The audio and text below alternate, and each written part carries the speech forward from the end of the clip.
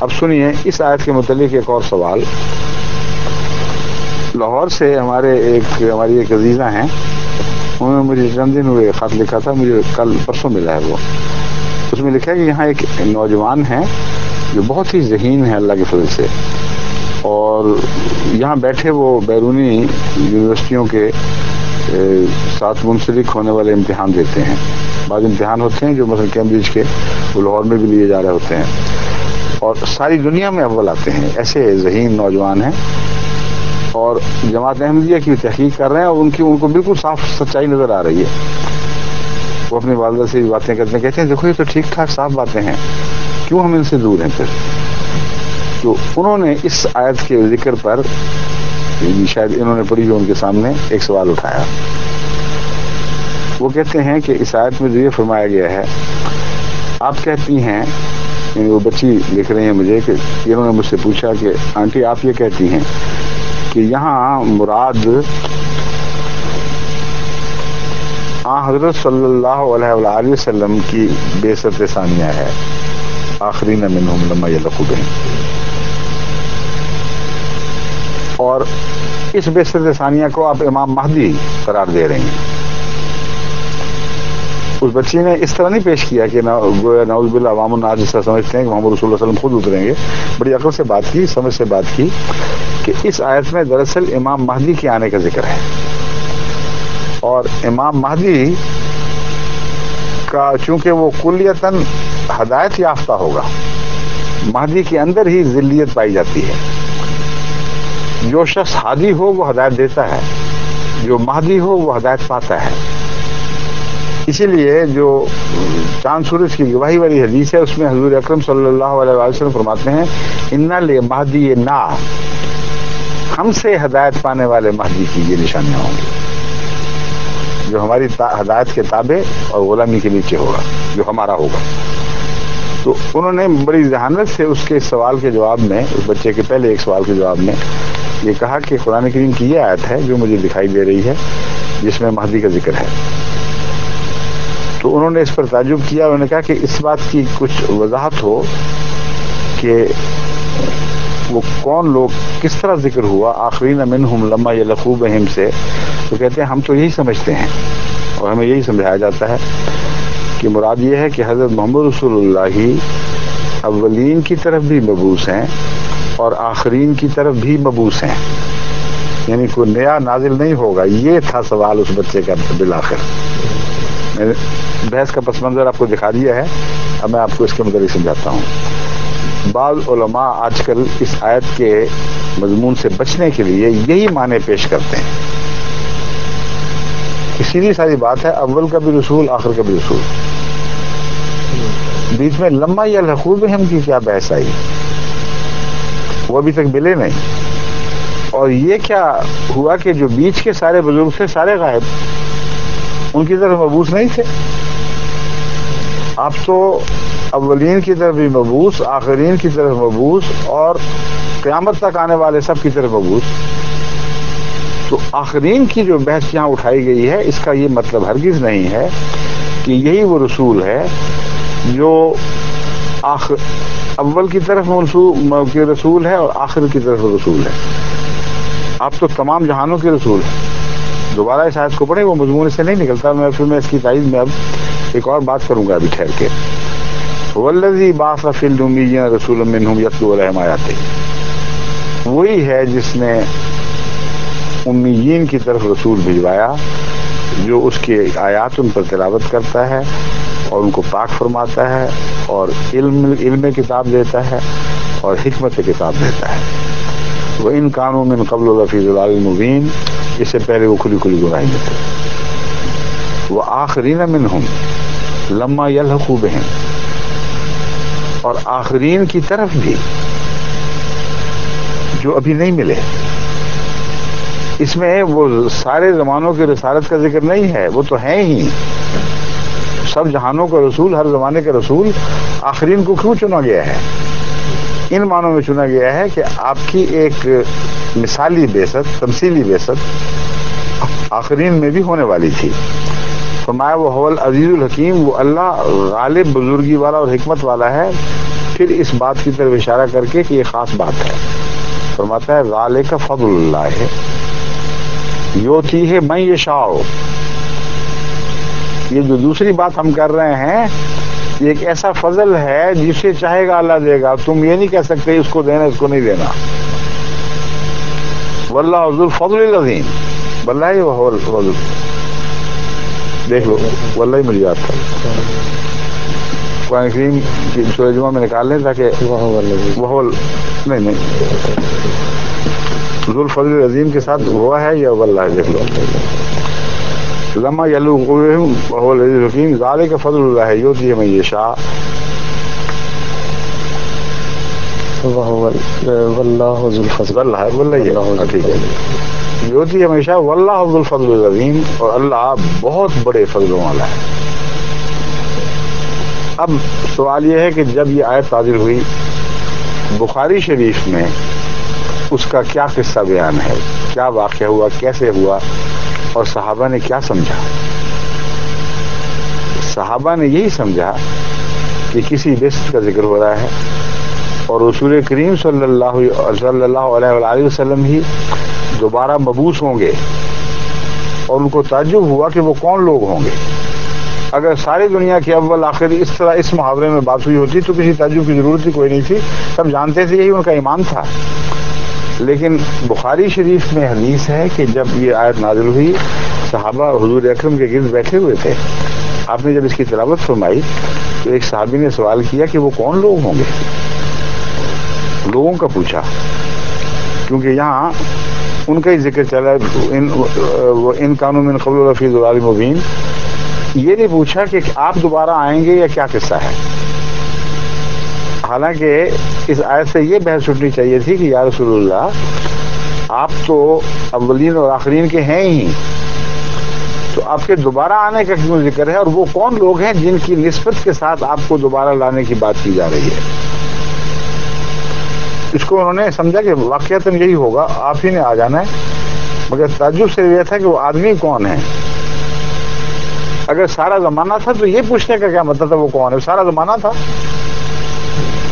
یہ استدلال میں کر رہا ہوں اس سے، یہ سمجھیں غور سے کہ اگر ساری دنیا کی طرف مبعوث ہیں، قرآن کہہ رہا ہے کہ مبعوث ہیں، تو صحابہ کو ذہن میں یہ خلش کیوں اٹھی کہ وہ کون لوگ ہیں، وہ کوئی خاص لوگ ہیں جن میں محمد رسول اللہ کی بسط ہو رہی ہے. اس کے جواب میں حضرت صلی اللہ علیہ وسلم نے ان کے اس خیال کو رد نہیں فرمایا، بلکہ اس آیت کی تشریح فرما کر اس بات پر ہمیشہ کے لیے مہر تصدیق ثبت کر دی کہ کسی آنے والے کا ذکر ہے، اور وہ میں بنفس نفیس نہیں ہوں گا، اگرچہ نام میرا دیا گیا ہے لیکن ہوگا کوئی اور اس کی تشریح یوں ہوئی کہ جب سوال کرنے والے نے سوال کیا تو حضور اکرم صلی اللہ علیہ وسلم نے اعراض فرمایا اور جواب نہ دیا. پھر اس نے سوال کیا، پھر آپ نے اسی طرح خاموشی اختیار کی. پھر تیسری مرتبہ جو سوال کیا تو آپ نے ایک جواب دیا. اس جواب کی طرف سے پتہ چلتا ہے کہ جو تیسرا جواب ہے وہ وحی کے نتیجے میں ہے، کیونکہ تمام اہل علم جانتے ہیں کہ حضرت اقدس محمد رسول اللہ صلی اللہ علیہ وسلم کا یہ طریق صحیح سنت پاک تھی کہ جب کسی سوال کا جواب نہیں آتا تھا خود بظاہر راست یا پوری طرح اس پر عبور نہیں سمجھتے تھے تو وہی کا انتظار فرماتے تھے. اور یہی مضمون ہے جو قرآن کریم نے فرمایا ما ينطق عن الهوى ان هو الا وحی یوحی. یہ اپنے نفس کی باتوں سے بات نہیں کرتا بلکہ اس وحی کے مطابق بات کرتا ہے جو یوحی اس پہ ہو رہی ہے، اترتی ہے اس پر. تو کچھ جب تیسری دفعہ سوال ہوا تو معلوم ہوتا ہے اس وقت اللہ تعالیٰ نے اس مضمون پر روشنی ڈال دی ہے. پتہ کیا جواب دیا؟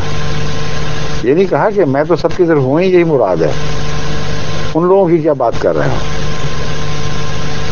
آپ کے ارد گرد کچھ لوگ بیٹھے ہوئے تھے، سلمان فارسی بھی ان میں تھے. ان کے کندھے پر ہاتھ رکھا اور فرمایا لو کان الایمان عند الثریا لنالہ رجل من ہؤلاء.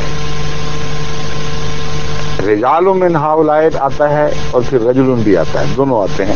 میں رجل کی تلاوت کی ہے اس موقع مال کے مطابق. لیکن حدیث میں رجال بھی آتا ہے، ایک سے زیادہ ایسے انسان ہوں گے، اور پھر رجل بھی ہے، ایک غیر معمولی طاقت کا انسان بھی ہوگا جو کیا کرے گا، اگر ایمان ثریا ستارے پر بھی چلا گیا تو وہاں سے ایک رجل کامل اٹھے گا، زمین سے ایک رجل کامل اٹھے گا جو آسمان سے ستارے ثریا ستارے سے ایمان کو کھینچ کر دوبارہ زمین پر لے آئے گا۔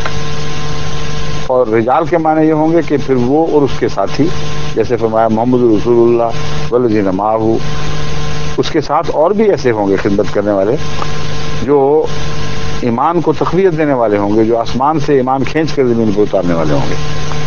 اب یہ جواب اس آیت کے ساتھ کیا تعلق رکھتا ہے؟ اولین اور آخرین کی بات کے تعلق میں اب اس کو سمجھو غور سے۔ قرآن تو فرما رہا ہے کہ محمد رسول اللہ صلی اللہ علیہ وسلم، اگر وہ ترجمہ مولویوں والا درست ہے، اولین اور آخرین کے سب کے، یعنی سب دنیا کے رسول برابر ہیں، ہر زمانے کے ہیں۔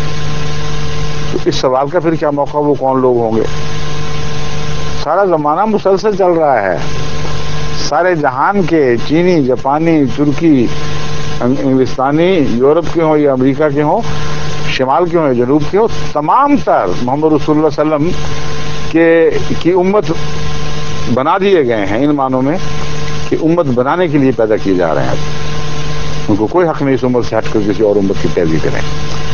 یہ مضمون اگر ہو تو وہ کون لوگ ہوں گے کا سوال کیا ہے؟ حضور فرماتے یہ تم کیسا سوال کر رہے ہو؟ میں یہ قرآن فرما رہا ہے میں سب کے لیے ہوں، اور تم نے اٹھا کے یہ سوال شروع کر دیا وہ کون ہوں گے، اور مراد تمہاری یہی ہے کہ میں کن میں آؤں گا؟ یہ کہا نہیں، لیکن جواب میں ظاہر ہے۔ فرمایا اگر آخری زمانے میں ایمان ثریا پر بھی چلا جائے، آخرین کا ذکر ہے، ان کا زمانہ آخری دوسرا زمانہ ہی ہوگا ہمارا، تو ایک مرد خدا ایسا ہوگا یا کچھ مرد ایسے ہوں گے جو ثریا ستارے سے کھینچ کے دین واپس لے آئیں گے۔ اب اس جواب کو اس سوال سے ملا کر دیکھو تو حضور اکرم صلی اللہ علیہ وسلم نے اس سوال کے ایک پہلو کا جواب نہیں دیا، جو سوال ہونے چاہیے تھے ان سب کے جواب دے دیے، اور اس سے ثابت ہوتا ہے مزید کہ صرف یہ نہیں کہ بخاری کی حدیث ہے، اتنا گہرا عرفان ہے اس حدیث میں کہ محمد رسول اللہ کے سوا کوئی یہ بات بنا ہی نہیں سکتا تھا۔ جواب کچھ، سوال کچھ، جواب کچھ، لیکن کامل، اور جو ہونا چاہیے وہ اس طرح کامل جواب بنتا ہے کہ سوال یہ اٹھتا تھا اگر کسی آپ کے دوبارہ آنے کا ذکر ہے تو یا رسول اللہ ہمیں بتائیے کہ کیوں آئیں گے دوبارہ؟ قرآن کامل ہے، قرآن مکمل ہو گیا، کبھی تبدیل نہیں ہوگا، سنت پیچھے رہ گئی، آپ کا دین مکمل آخر تک کے لیے ہے، کسی اور کی ضرورت کیا ہے وہ؟ یہ سوال اٹھنا چاہیے تھا۔ پھر سوال اٹھنا چاہیے تھا کہ اگر کسی نے آنا ہی ہے تو پھر جیسا کہ قرآن فرماتا ہے محمد دوبارہ نازل ہوگا گویا، تو واقعتاً آپ ہی ہوں گے یا آپ سے ملتا جلتا کوئی وجود ہوگا، ایک کیا چیز ہوگا؟ کچھ یہ بھی تو بتایا گیا ہے۔ پھر سوال اٹھ سکتا تھا کہ پہلے تو عربوں میں سے آئے تھے آپ، آنے والا وہ عربوں میں ہی میں سے ہوگا یا کوئی غیر عربوں میں سے، اجمیوں میں سے ہوگا؟ تو پھر یہ سوال اٹھ سکتا تھا کہ آپ ہدایت جب لے آئے ہیں تو اس ہدایت کے ہوتے ہوئے کسی اور ہدایت کی کیا ضرورت ہے؟ کیا وہ نئی ہدایت لائے گا؟ اس کا بھی جواب ملنا چاہیے تھا۔ ہاں حضرت صلی اللہ علیہ وسلم کے جواب میں دیکھ لیجئے سارے جواب موجود ہیں۔ ہاں، اور کتنی دور بعد آئے گا؟ وہ عنقریب آ کر ملنے والے ہیں ہم سے یا بہت دور کے لوگ ہیں جن کی بات ہو رہی ہے؟ اب سنیے جواب، سارے جواب ہیں۔ فرمایا دیکھو کتاب کامل ہے، میں کامل ہوں، مگر حقیقت یہ ہے کہ کتابوں کے ہوتے ہوئے بھی ایمان اٹھ جایا کرتے ہیں،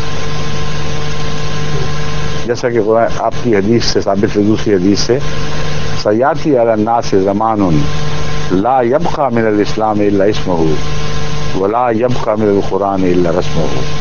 اسی دردناک حقیقت کی طرف اشارہ فرما رہے ہیں کہ اس بات میں تم کسی غلط زوم میں نہ بیٹھے رہنا کہ کتاب موجود ہے اس لیے ہمارے ایمان بھی درست ہیں۔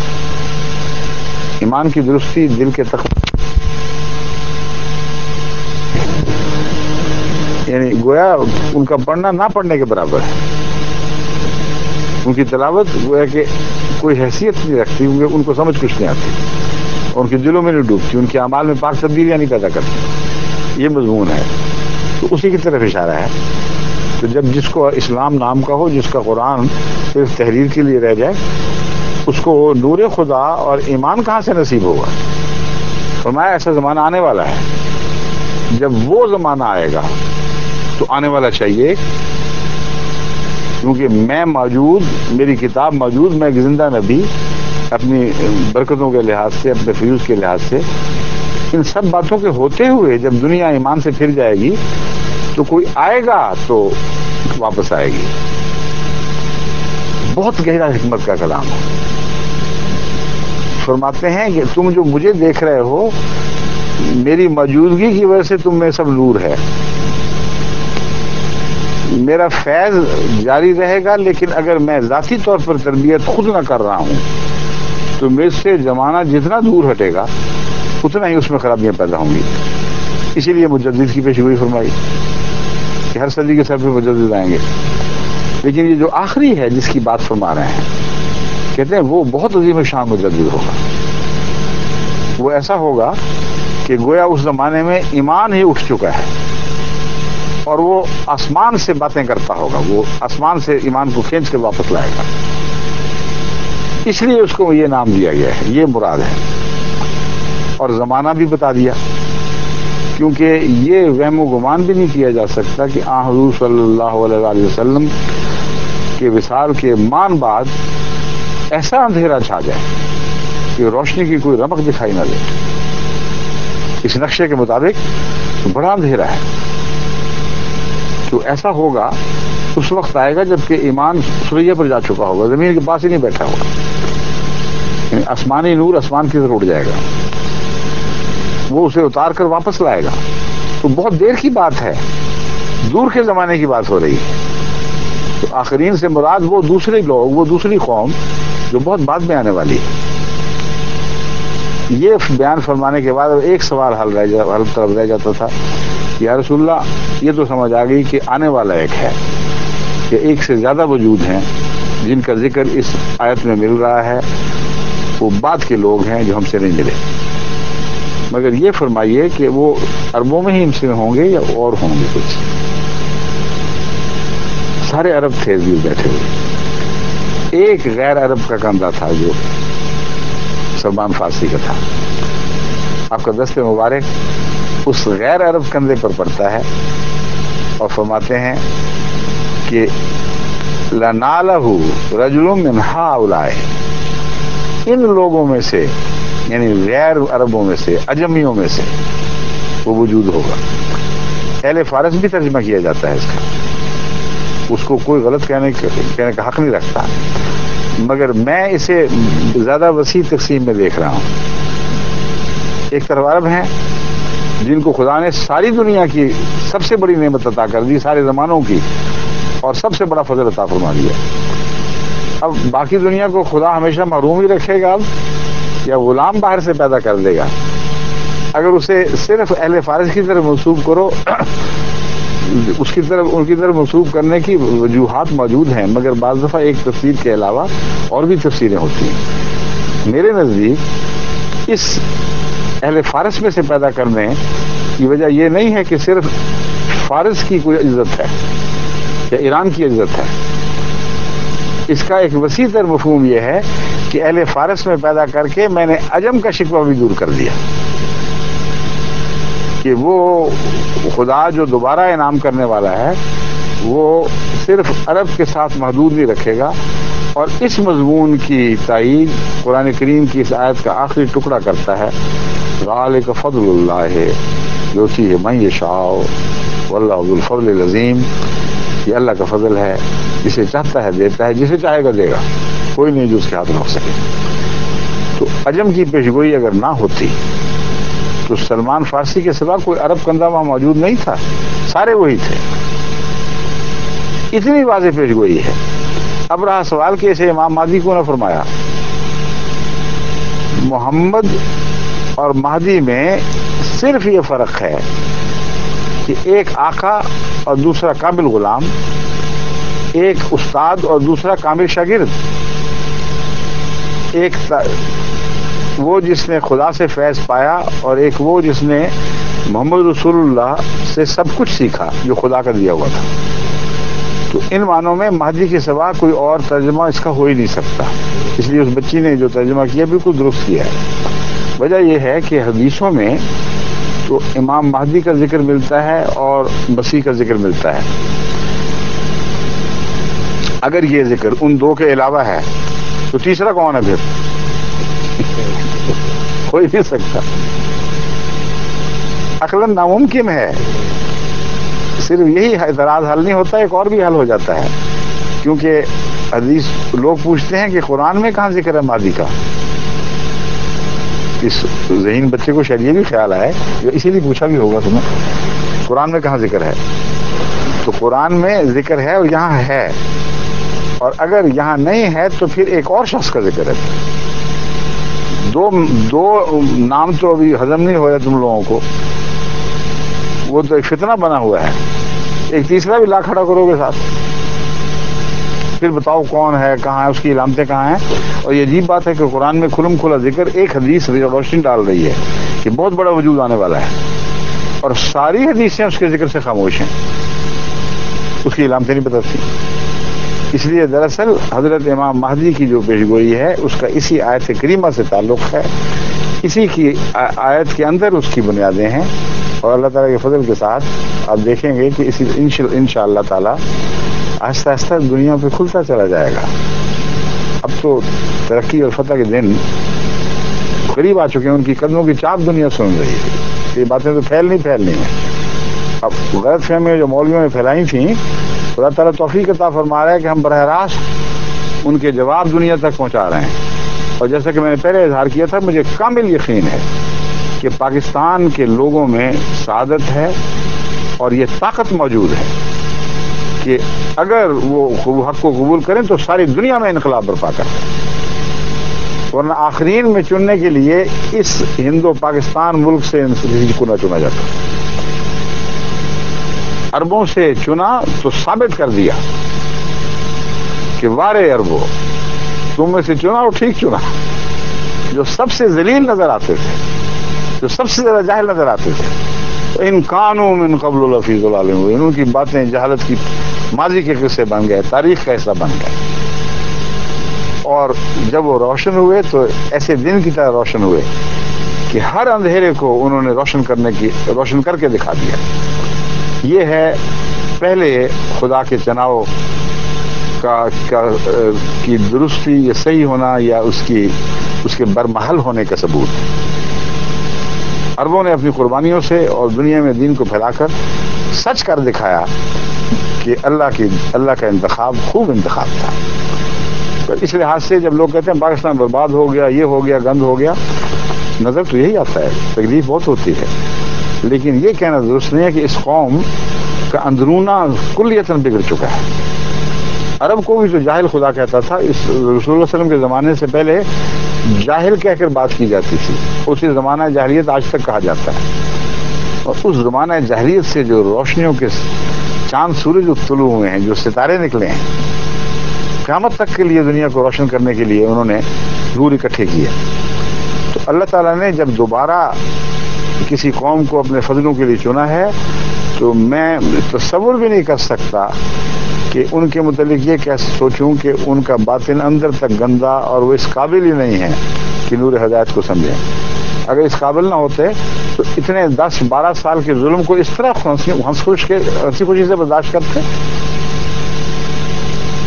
ہزاروں آدمی گھروں کے آرام چھوڑ کے جیلوں میں چلے گئے، لیکن حضرت صلی اللہ علیہ وسلم سے اپنا دامن نہیں چھڑایا. کتنے ہیں جنہوں نے ووٹ بنائے اور قیمت یہ ادا کی کہ رسول اللہ صلی اللہ علیہ وسلم سے دامن چھڑاؤ. جب تحقیق ہوئی تو پتہ لگا اکثر وہ ہیں جو احمدی تھے ہی نہیں، وہ نہ ادھر کے تھے نہ ادھر کے تھے. اور جو چند تھے وہ دین سے مرتد ہوئے ہیں. ان کا احمدیت سے کیا تعلق؟ انہوں نے تو یہ لکھ دیا، دستخط کر دیے کہ ہم وہ ہیں جن کا کلمہ شہادت سے کوئی تعلق نہیں. وہی بات ختم ہو گئی. جب کلمہ شہادت سے تعلق توڑا تو جڑیں اکھیڑ دی تو درخت کا کون سا باقی رہا ہے پھر؟ اس لیے میں سمجھا رہا ہوں کہ جماعت احمدیہ نے تو ترقی کرنی کو روک نہیں سکتا، کیونکہ مادہ خدا نے وہ چنا ہے جس میں عظیم قربانیوں کی صلاحیت موجود ہے، جس میں پھیلنے کی صلاحیت موجود ہے، جس میں پیغام کی خاطر سب کچھ فدا کرنے کی صلاحیت موجود ہے۔ مغرب میں آتے ہیں تو ان کے رنگ میں رنگین ہونے کی بجائے یہاں صوفیاء پیدا ہو رہے ہیں، اللہ کے بندے ایسے غلام جو دن رات اپنا سب کچھ اسلام پر خرچ کر رہے ہیں۔ مجھے ابھی کل ہی ایک خط ملا ایک نوجوان کا کہ میں نے بیعت کی ہے، بوسنین نے لکھا ہے مجھے خط، کہتا ہے میں نے بیعت کی ہے لیکن میں آپ کو بتا دینا چاہتا ہوں کہ کیوں کی ہے۔ کہتا ہے میں نے احمدی دیکھے اور غیر احمدی بھی دیکھے، یورپین بھی دیکھے اور دوسری قوموں کے لوگ بھی دیکھے، مگر مجھے احمدی سب سے جدا دکھائی دی اور میں حیران رہ گیا کہ دنیا کے پردے پر ایسی مخلوق بھی ہے جو دن رات بھلائیوں کی باتوں میں مصروف اور خدمت دین میں مصروف، خدمت خلق میں مصروف، ان کا شغل ہی اور کوئی نہیں، اور جہاں میں جاتا ہوں جس مجلس میں بیٹھتا ہوں یہی باتیں ہو رہی ہیں، کوئی غریبوں کی مدد کی باتیں کر رہا ہے، کوئی دین پھیلانے کی باتیں کر رہا ہے، اور ایک جماعت ہے جو اس کام میں ڈوبی پڑی ہے۔ وہ کہتے ہیں مجھے نہیں پتا مولوی کا اسلام کا تصور، وہ لکھتے ہیں کہ میرا تصور وہی ہے جو تم ہو، بس مجھے کسی دلیل کی ضرورت نہیں ہے، میں نے احمدیوں کو زندہ اسلام کے طور پر دیکھ لیا ہے، اور یہ اکثر جن کی باتیں کریں وہ پاکستانی ہیں، جو نام لکھے ہیں وہ سارے پاکستانی تھے، پہلے پاکستانی پھر جرمن ہو گئے یا انگلستانی ہو گئے، ان سب کو ذکر کر کے وہ بتاتا ہے، کچھ انگلستان کے نوجوان ہیں، کچھ جرمن سے جانے والے، جرمنی سے جانے والے ہوں گے۔ تو اب میں یہ بتاتا ہوں کہ جس کو تم مذہب کہتے ہو اور ہم جماعت مسلمہ احمدیہ کہتے ہیں، اس جماعت نے تو بڑھنا ہے اور بڑھنا ہے اور آگے بڑھنا ہے، کیونکہ محمد مصطفیٰ صلی اللہ علیہ وسلم کے اخلاق سے نور یافتہ ہے، آپ کی سنت سے نور یافتہ ہے، اور اس آقا کی غلام ہے جو محمد صلی اللہ علیہ وسلم کا کامل غلام